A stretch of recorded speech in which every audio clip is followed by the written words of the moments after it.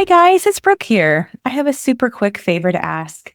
When you have a moment, please take just a second to give this podcast a 5-star review. This will help me to continue the podcast and continue to bring these resources to the community. Thank you so much for that 5-star review. Brain training is similar in that way, and some ongoing brain training, I believe, is extremely helpful for brain health and longevity. But obviously, someone who comes in with a bunch of symptoms, they want to get to a place where they're symptom-free or they improve as much as possible. And then after that, there could be a maintenance program, or there could be some other intervention that they do regularly, which actually we have discussed Vital Neuro, for instance. We use that a lot for the maintenance program, or for people who maybe are in need of something, but they don't have access to us and they want to do something totally remotely without the ability to come in to do the brain map and the workup.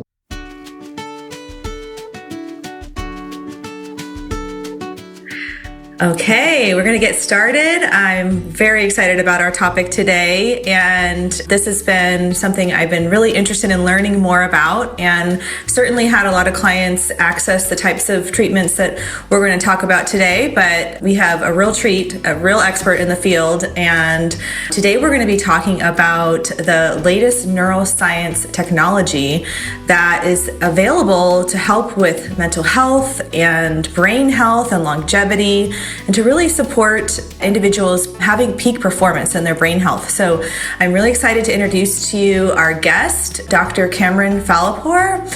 And I'm going to go ahead and introduce him, read his bio. It's very extensive, but I thought it was important to share because he's quite knowledgeable and has a lot of training in the field. And so this is really important to give his background. So Dr. Kamran Fallahpour is a neuroscientist, clinical psychologist, and neurotechnology innovator with over 2 decades of experience advancing the science of brain health, peak performance, and personalized mental health care. He is the founder and director of the Brain Resource Center in New York City, a premier integrative clinical focused on cognitive longevity, emotional resilience, and neurotherapeutic innovation, specializing in neurotechnology, applied neuroscience, neuromodulation techniques, and brain mapping. Dr. Fallahpour works with a wide variety of clients, including those with ADHD and ASD. Dr. Fallahpour has held academic appointments at several leading institutions, including Columbia University College of Physicians and Surgeons, where he served as an instructor in the Department of Psychiatry. He has also served clinical and academic roles at St. Luke's Roosevelt Hospital, and more recently at Mount Sinai West, contributing to research and training in neurophysiology, clinical neuroscience, and behavioral medicine. He was a key contributor to the groundbreaking I-SPOT-D and I-SPOT-A studies, amongst the largest international trials focused on identifying biomarkers for personalized treatment of depression and attention disorders. These landmark studies employed quantitative EEG and other physiological markers to predict individual treatment response, paving the way for precision psychiatry. A leader in neurotechnology, Dr. Fallahpour has helped develop the first Bluetooth-enabled wireless EEG systems, enabling mobile real-time brain monitoring. He holds intellectual property in neurotechnology and has contributed to the creation of the world's largest international brain database using EEG and behavioral data. As Chief Science Officer of Vital Neuro, Dr. Fallahpour leads efforts to scale neuroscience-based mental wellness through neuro-responsive music and real-time brain state modulation. He has presented his work on scalable brain health technologies at the World Economic Forum and the United Nations, advocating for neuroscience solutions to address the global mental health crisis. So welcome, Dr. Kamran. I'm so excited to have you on today and discuss this important topic. And let's get started. Well, thank you very much for having me. Wonderful. Well, we were chatting a little bit about the Brain Resource Center and how many incredible services that you're offering at that center. And I thought that would be a great place to start. So can you share just a little bit more with our audience and what the Brain Center is all about and, just a little bit more about the services you're offering? Oh, absolutely. So the Brain Resource Center, we're here on the Upper West Side in New York City. And the mission has been to really bring the latest neuroscience-based interventions that we can actually use to do diagnostics, assessments, but also treatment. So we basically take what neuroscience has to offer today and neurotechnology and the tools that are available to be able to really help people who are interested in brain health, peak performance, longevity, which really means that, of course, a big population that we see come in with symptoms of various disorders, but also we do serve individuals who come in because they're fascinated by brain health and with their own brain dynamics, and they just want to improve brain health and, of course, get into peak performance and longevity and so on. That's interesting. I didn't even think about that kind of population as well. And I'd love to have you share just a little bit about some of the services that you are offering. Many of them were familiar to me, but some were not. And you have a wide variety of them. So it'd be great to just kind of do an overview. Absolutely. On the assessment side, aside from the traditional interview techniques, intake to go over history and understand the symptoms, the history of treatment, and so on, and of course, goals of treatment, we do objective measures of brain and cognition, meaning that we look at something called quantitative EEG, which is a form of brain mapping that allows us to know what networks in the brain may be overactive or underactive, and these networks and how they work, their efficiency and how they're really tuned, give rise to basically symptoms if they're not in tune. And if they are in tune, they lead to peak performance, more efficiency, and so on. We assess the brain in terms of brain functions, which is different from brain structure, because when you do an MRI or a CAT scan, you're looking at brain structure. But when we're doing a brain map with quantitative EEG, we're looking at brain functions.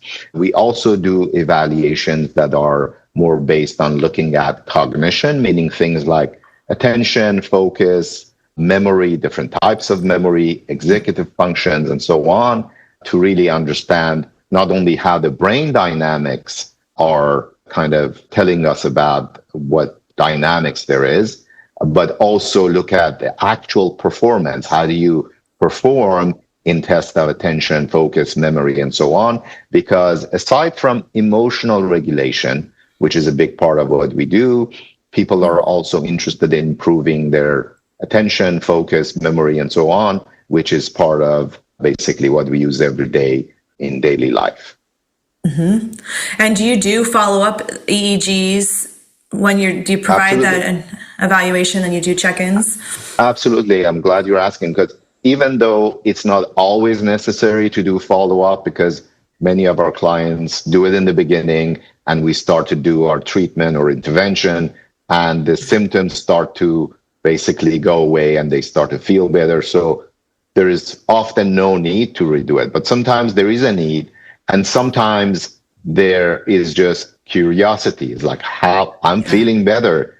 How has my brain changed? And what's fascinating is that post-intervention, or even in the middle of intervention, if we do another brain map and assessment, we do see those brain dynamics really change and shift and become more normalized, which is what obviously precision psychiatry or precision kind of interventions should all be about, is to be able to see objective changes.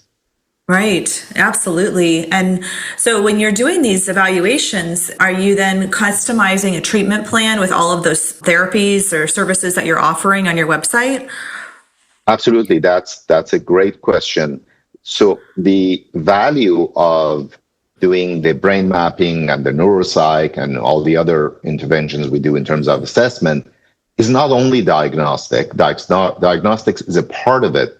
But I think what's even more important, to your point, is that we personalize the treatment, the intervention to their brain, to the exact dynamics that's going on in the brain, to the symptoms, but also to how they perform.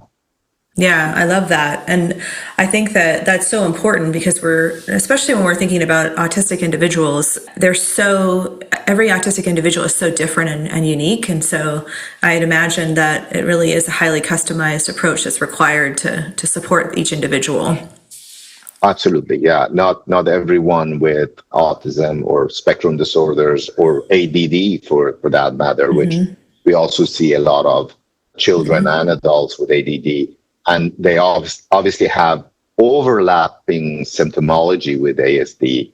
And there are many subtypes. There is like the classic autism with language delays, repetitive behavior, social withdrawal, and they have a particular brain dynamics that we normally see. And then we have others who have more like Asperger's syndrome with, language is normal, but there's a social awkwardness, there's kind of an over-focused symptomology and so on. Or, let's say children or adults with sensory processing issues that, again, they have hyper or hyposensitivity to sensory input or sensory integration and so on. So there are many subtypes, and those subtypes have brain dynamics that are different, and we can actually monitor and understand what their specific issues are in terms of which networks are overactive or underactive. And that way we can personalize the treatment to that individual rather than to generalities of what we know about that specific diagnosis. Right. So do some of your clients, in particular, let's stick with those that are autistic, and let's say they have sensory issues, when they come in for that evaluation, then are they receiving the services in your clinic for those treatments? Are they all in the clinic? Yes, okay. Mostly we also do some remote sessions, but yeah, for the main part of it, I would say that it is in the clinic, but we also have individuals who come in to do the assessment, and then they do most of the work remotely because we have the ability to do some remote work as well. Right. Okay. And I definitely want to get to that piece. I know that's so important because not everybody's in New York. And so that's fantastic that you can serve a greater reach. Yeah, absolutely. So it's not unusual to have, parents bring their children, stay here in New York for a few days, do the assessment, do the brain mapping, and we do some sessions, and then they go home with some equipment, and the rest of the work is done remotely. And there are various options for that, which we'll discuss. That sounds great. Okay, good. Okay, well, let's talk about kind of the science behind, if you can share just a little bit, in simple terms, speaking to an audience that's not as educated in neuroscience as you are, what is, just a little overview of the science behind your work? Sure. So when you look at the brain, as I mentioned before, there's brain structure, meaning that various parts of the brain and different structures within the brain have different responsibilities. So for instance, the frontal lobe, the prefrontal lobe is very much involved in focus, impulse control, various aspects of executive functions and so on. Different parts of the brain, let's say temporal lobes, may be involved in language and auditory processing and so on. So when we actually look at brain functions, or EEG as an example of how we can look at brain functions, and we record the brain activity using brain mapping techniques or other techniques, then we can actually understand whether that region of the brain is working properly or not. And if not, what are the implications for symptomology? So for instance, if the frontal lobe is not fully online, it will impact attention and impulse control and judgment and executive functions and so on. So using that knowledge and having kind of databases that are designed to help identify these patterns, and we're obviously also experts in EEG and quantitative EEG, and we look at these patterns, and then we can actually use what we call neuromodulation techniques, or there's a variety of interventions, including neurofeedback. We also use different other types of neuromodulation techniques, including TMS and a few other modalities that are related, that are all really focused on helping either stimulate or inhibit activities in some of those regions we talked about. And it's done obviously non-intrusively for the most part, but with some interventions, let's say TMS, obviously there is a magnetic stimulation, but with things like neurofeedback, there's no kind of stimulation that goes to the brain directly. It's more like retraining the brain. It is understanding by monitoring various brain states. It's understanding whether the brain is being more active, less active, and then training it and allowing it to rewire based on the rewards and the feedback we give it. And that is the neurofeedback is a program that is more of an interactive program, correct? Where the participants are interacting with the system. Exactly. To your point. So for instance, when we do TMS for depression, right, there's no interaction. The patient will sit there, there's a big magnet and stimulate certain areas.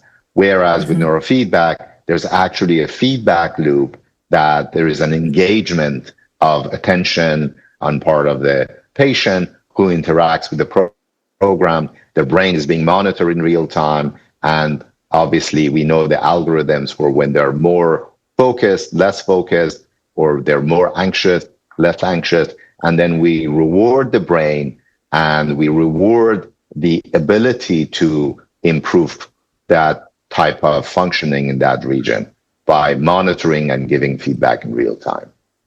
Oh, interesting. I've not heard that about neurofeedback before. That is fascinating.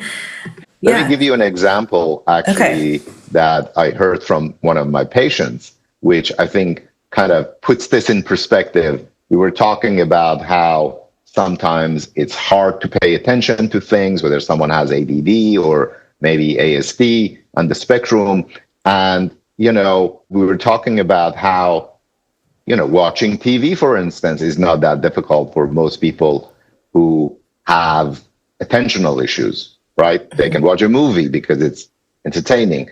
And I heard from one of my patients, actually, that this mother actually connected the TV to an exercise machine. So whenever the child was exercising, the TV will continue to go on and the movie will. And then whenever the child would stop, the TV will stop, which is a great innovation in a way. Now, imagine that same thing, neurofeedback in a way does the same thing for the brain, but with attention or relaxation or other aspects of brain states. So as long as you engage in the right way, basically that feedback is given and the program plays and you get rewarded. But if you stop and you disengage, then the reward is not there. So it's really about operant conditioning and kind of getting the right reward for the right activity within the brain. Right. That means you're building up that muscle of Absolutely. Staying in that healthy state. So in a positive way. I love that. That's fascinating. And I think that now is neurofeedback something that families do remotely, or is that more clinic-based? No, we do a lot of clinic-based neurofeedback, but we do also a lot of remote work. And again, there are various options for that. So, but the basics of it is the same. There are sensors that are placed on the scalp, and there is a program that basically helps keep the attention, whether the goal is improving attention, focus, or self-regulation, lowering stress. The program rewards the right brain states. And then as the individual engages with this process, gradually it becomes a habit for the brain. In other words, the brain starts to rewire and the brain starts to change its own baseline to be more attentive, to be less anxious, to engage in processing that information basically in a better way. Yeah, that makes a lot of sense. And does that program require maintenance? Do you have to continue once you reach an endpoint, or how does that work? Yeah, it depends. It depends on how severe the issues are. There are many individuals who do a course of treatment, and once they're done, and basically they're good. There are also individuals who need from time to time a little bit of a booster, and they might come back for some additional sessions. But I would say that in general, brain training is something that we should consider as a lifestyle moving forward, because even if you're healthy and you're not really having any issues like attention, focus, or like on spectrum or anxiety or whatever the case may be, doing this type of brain training is very important, because brain training, the same way that physical exercise is important for a healthy body, whether it's cardiovascular health or just longevity, brain training is similar in that way. And some ongoing brain training, I believe, is extremely helpful for brain health and longevity. But obviously, someone who comes in with a bunch of symptoms,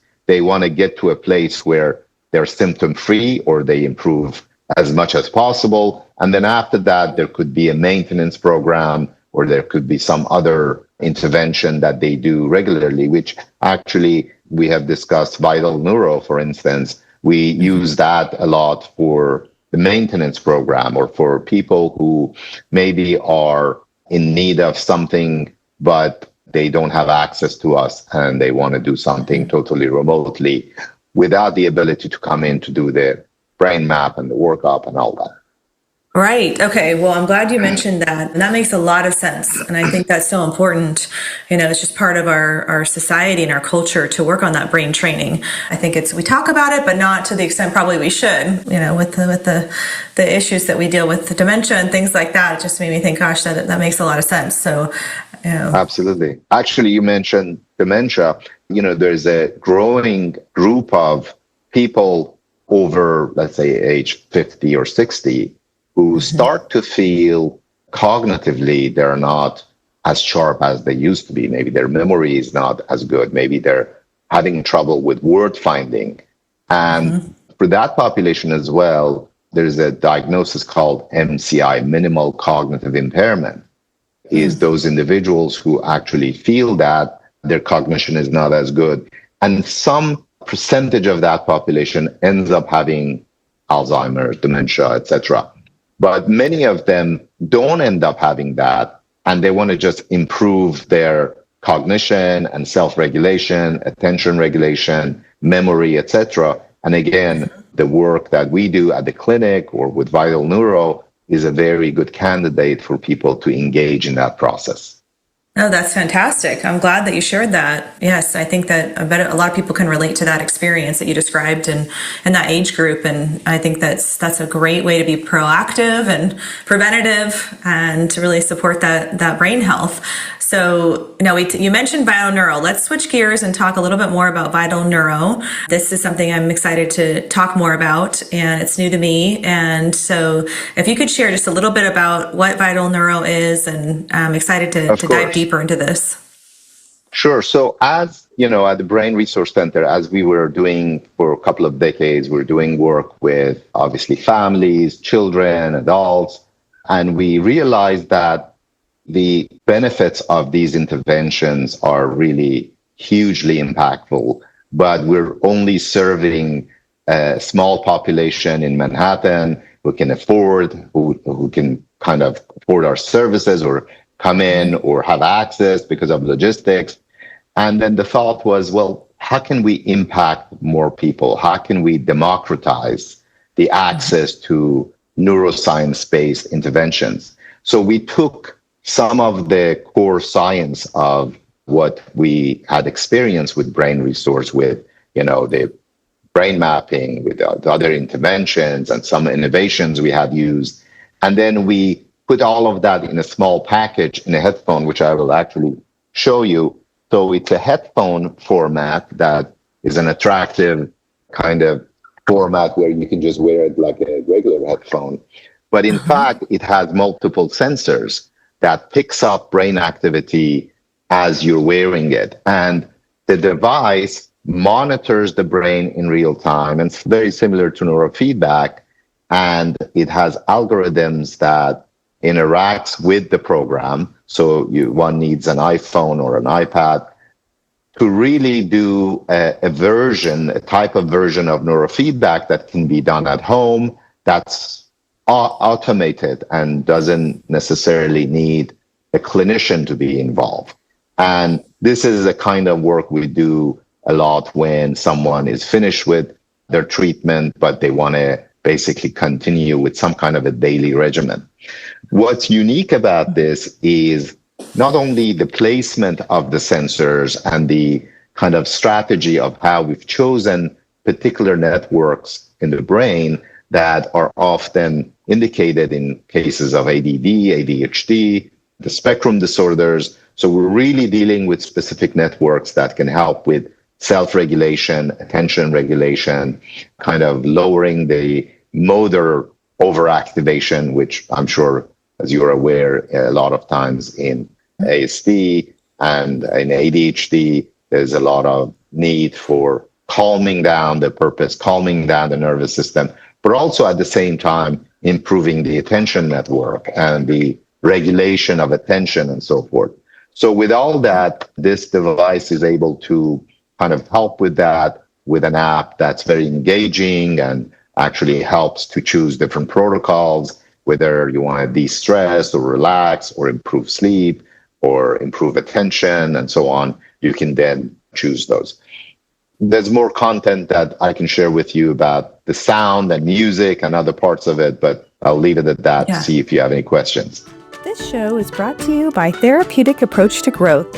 Therapeutic Approach to Growth helps families with relationship and behavioral needs. Their holistic programs are individualized to honor and respect each family and their autistic son or daughter's sense of self through programs such as relationship development intervention, naturalistic ABA, and animal-assisted services. If you're finding yourself frustrated or discouraged with your current behavioral programs and would like to see more long-term meaningful growth for you and your family, then contact TAG today at www.tag4growth, that's TAGFORGROWTH.com, to learn more about how to schedule a consultation or how they can offer you the help your family needs, whether in person, remotely, or in a school setting. Again, that's www.tag4growth.com. Oh, yes. I have so many questions. I'm so excited to talk more about this. So you mentioned that you have to have a smartphone. So on the smartphone, they access their app, they wear the headphones, and then how long are the recordings that they're listening to? And is it just auditory? They're not visually seeing anything with this program, correct? Yeah. So it's both auditory and visual. Okay. Although with certain protocols where you want to do relaxation or deep meditation, you basically want to close your eyes after a while. So you can do eyes closed, but all of the programs do have a visual feedback as well. But I would say that while they're both very important, what's unique also about this technology is that the music and the sound and music that is used is similar to some of the listening programs that are out there that improve attention, focus, they help ASD symptoms and all that. But there's something very unique about this music, which is, number one, all of the music is basically produced and composed with the goal in mind of what state of mind we want to basically create in the listener. In other words, this is not music off the shelf, but music that has been intentionally composed and produced by neuroscientists and musicians in collaboration to really produce a specific effect. So that's number one. Number two is that the music, actually, we have a term for this that we have coined. It's neuro-responsive music, meaning that usually we look at the impact of music on the brain. So we play music and see how the brain is changing. But in this case, the music actually responds and changes in real time in reaction to the brain and how the brain is functioning. In other words, we are closing that loop. So imagine, for instance, that the music is playing, but certain instrument and certain layers of sound only come in when you are really focused or when you're really able to lower your stress, which in turn allows you to get real-time feedback auditorily that helps you and your brain, even subconsciously, to get rewarded for the neuronal firing in the right way to improve brain functions. So this type of neuro-responsive music is another innovation that's unique to our system and what we have developed here. Right. So that's kind of, I was going to ask what the differences are from the traditional listening programs. And that makes a lot of sense. That those programs don't make adjustments to the brain right in real time, whereas yours is making those adjustments. That's kind of one thing that really sets you apart. Absolutely. Yeah. Wow. That's fascinating. Is that AI related at all? Are you using AI? Well, I would say it's a form of AI. I mean, the AI these days is kind of used in various settings in loose terms, but in a way it is AI because there's a lot of automation and self-adjustment that's done within the system, whether it's with the music, whether it's the visuals, whether it's with the thresholds. So this is constantly being updated, checked with our algorithms in the cloud. So there is an AI-like component in it that keeps adjusting things and really making sure that the process is as efficient, as impactful as possible. It's fascinating. I mean, you've created an individualized program that doesn't requiring a professional to manage it. Absolutely. Right. Now, that doesn't mean that, obviously a proper diagnostics and clinicians' involvement is no longer needed. This, I would say, is more for like the general use for maintenance. So it does certain things really, really well when it comes to general relaxation, improving attention, focus. So it helps really those networks. But if obviously someone has a disorder, they need to still, consult a clinician who's really an expert in that specific disorder and in that kind of, type of intervention. But this is a tool that can augment and can help also for ongoing maintenance of such goals that obviously we like to see. Right. No, that makes sense. It's really, imagine it just accelerates the healing process when you're working with a professional on your healing journey. It can help your brain be more available to heal and to access that healing process. I imagine it can be very challenging when your brain isn't functioning properly and then you're trying to heal. It just can be a little bit more awkward, whereas this sounds like it's helping speed up the process potentially. Absolutely. That makes sense. And for people who are doing, let's say, interventions that are helpful to them, but in between they need additional support, that's also very helpful.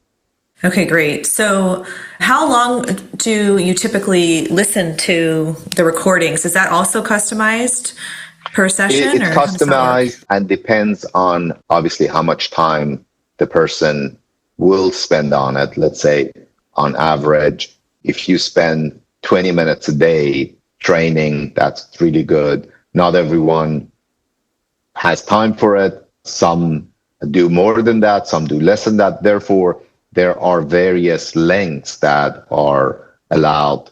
You could do it for 10 minutes, you could do it for 30 minutes, you could do it for an hour. So all of those options are there.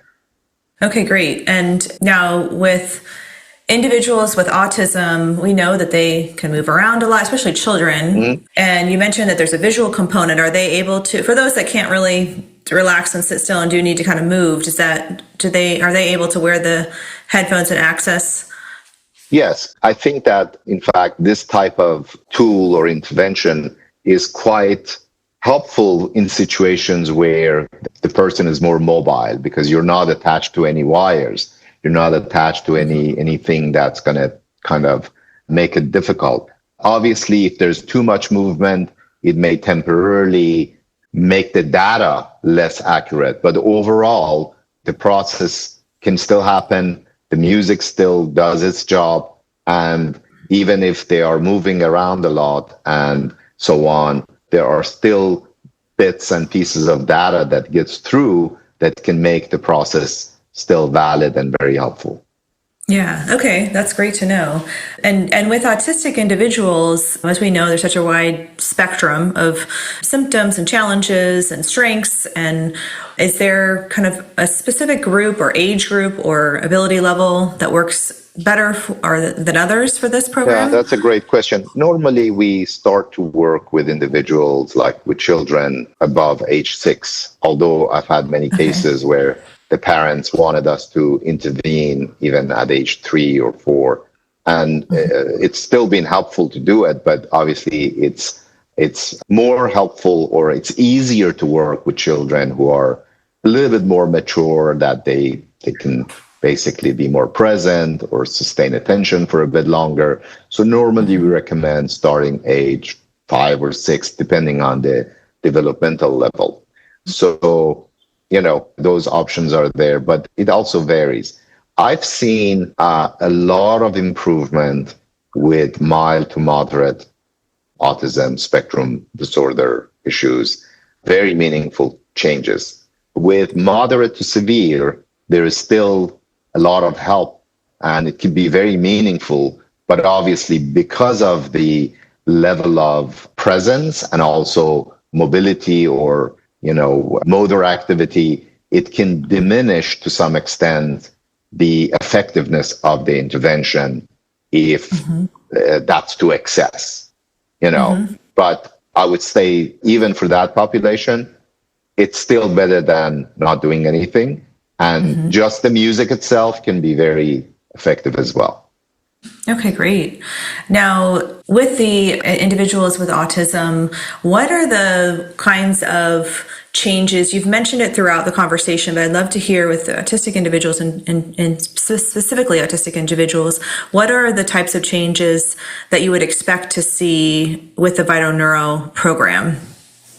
Yeah, so one of the symptoms that we often see in children or even adults on the spectrum is the self-regulation, the ability to really manage stress, and that in itself is one of the most difficult symptoms to deal with. So one of the things we've seen a lot is that the ability to really help the child or the adult with the spectrum to really be able to calm down the nervous system, less motor activity, less repetitive behavior, less kind of motor output that's not helpful, like, stereotypical behavior and so on.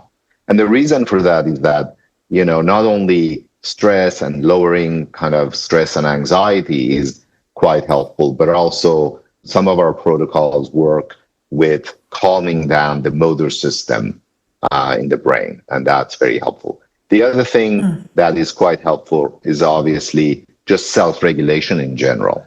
So these protocols help with self-regulation, the ability not to be as impulsive, the ability to control one's impulses, to have tantrums, or to be able to, even if they have tantrums, to calm down, go back to baseline quicker. So we see all of these happen kind of in a quicker and a more robust way once they start engaging. And then obviously attention can improve as well.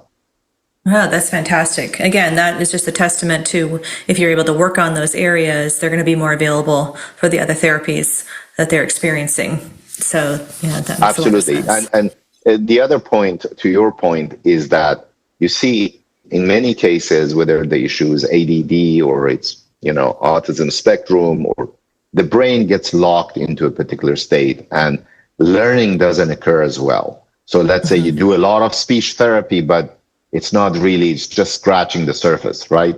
But once you start to work with changing brain dynamics and doing brain training, the brain starts to become more plastic, more able and more kind of ready to make changes. Therefore, after a while that you've done these interventions, actually speech therapy all of a sudden works better. And obviously, the training itself can be helpful for speech issues, but it can also make the brain more malleable, more plastic to benefit from other interventions as well. I love that. I'm glad you mentioned that, because I feel like we've come so far in the field, but you still hear people telling families, "Oh, you got to reach this at a certain age," or if your child's a little bit old, and there's some limitations there, and it just, the fact that you're working on that, working on the brain and helping it to become more plastic and making it more flexible to be available to learn is so significant. Oh, absolutely. Yeah. Yes. That's a great point. And there's a myth, or there was a myth, hopefully that's not there anymore, is that, once we get to a certain age, then you can't really change the brain anymore, and it's, set. And now we know that that's not true. At our clinic, I've treated people with 15, 20-year-old injuries, brain injury. We treat also brain injuries, stroke. And we've had people who've had older brain injuries, traumatic brain injury, concussion. And some would say, it's too late after 10 years, after even 1 or 2 years.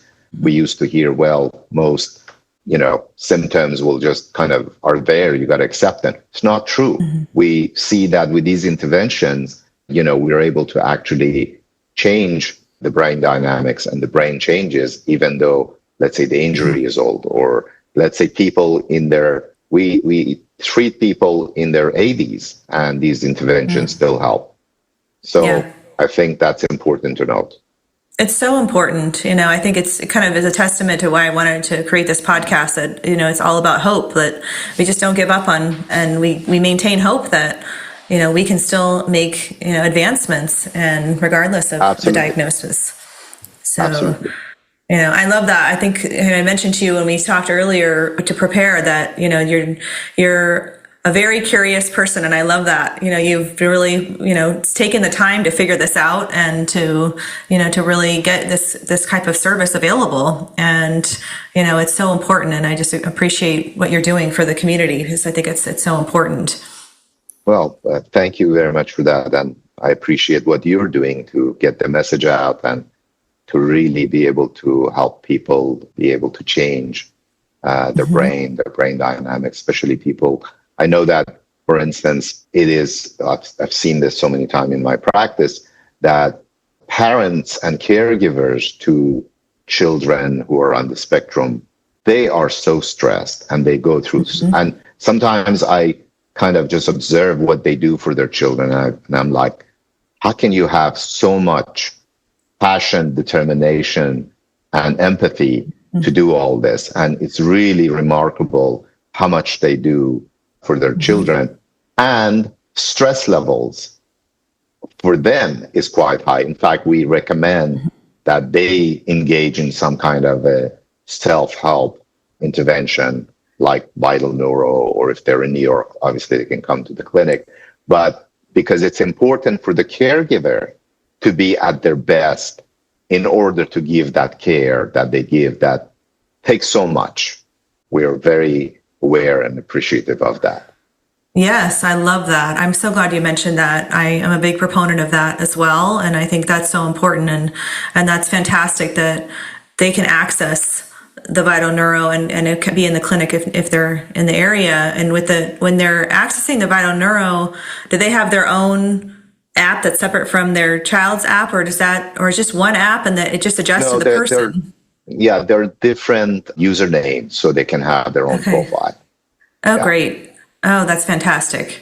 Yep. And then they can model for their child too, wearing it and which is experiencing important. it. Yeah. And that self-care modeling is so important. Absolutely. So, that's a great I think point. that's great. I love that. Now, let's talk about research. Is there research, I know there's a lot of research in all of those therapies that you're offering, but maybe you can just touch briefly on research. There's been various groups that we have engaged with. In fact, one of the reasons I mentioned parents of children with autism is that one of the early studies with that we did was with that group. And what we found was that, and the way this happened was that we had a neurologist colleague of ours who had a clinic, and the parents would bring the children and they would sit there for hours because the children will be in treatment, and then they would leave. And we're like, okay, this is a great opportunity to have them actually use such interventions to see how much we can improve their lives. Mm-hmm. And it's not a surprise, but we found that that population was actually extremely stressed, very, like in terms of mood, stress, very much impacted in terms of attention, focus, cognition, sleep. So what we did was we had them do Vital while they were waiting for children to get treatment. And we actually have the results. They improved in almost every aspect of various scales of mood, depression, anxiety. Their sleep improved, across the board, quality of life, everything improved. So even though it was relatively small group, I believe 14, 15 individuals, but the results were quite powerful and very remarkable. I love that. That's fantastic. So that's one example, but we've done with various first responders, for instance, who are also caregivers. We've done it with executives, we've done it with teachers, and so on. So there's a lot of various studies. Another point that I should make, which is very interesting, is that more recently, we're actually having these protocols and the device with a different app, because it requires a little bit of a different interface, to be used for pre-operative environment, meaning that doctors who have their patients go to their clinic to do some kind of procedure. Let's say if you're an ophthalmologist and you're doing cataract surgeries at your clinic, or you're doing retina replacement, or you're a dentist who do surgeries. When people go to these appointments, obviously, let's say it is your eyes, it's like so sensitive, and the level of stress and anxiety is so high. And one of the things we know in neuroscience and kind of giving quality care in terms of procedures and surgeries is that the more anxious they are, the more risk involved. The more relaxed they are, the better chance of not only the procedures going the right way, but also lowering the risk of infection, complications, and so on. So we're now using the Vital Neuro device in pre-operative and post-operative care, where clinicians are having their patients use it, and it actually relaxes them, get them ready in a more pleasant state of mind, and it actually helps reduce the need for sedatives and opioids. So you also reduce the risk of developing dependencies on opioids, and so I think it's another example of where this technology is so ripe and so helpful, and it makes a big impact. And the research we've done on that at these clinics shows that there is a significant impact on relaxation, patients' readiness to go through the procedure, and basically patient satisfaction. So for those clinicians who are interested in quality care, for improving the outcome, and actually also reducing the time for the procedure. Because again, when they are in a better state of mind, they're calmer, they're not sedated as much, everything goes more efficiently and faster, and the quality of care and the results end up being much better. That makes so much sense. Also, so innovative. I mean, just it's fantastic. I hope that continues. Our whole team has put so much time and effort in, testing these interventions in various environments, making sure that, the right kind of interface is used, and really tailoring some of these interventions to that particular environment. And so that's a more recent development that I thought would be good to share with you.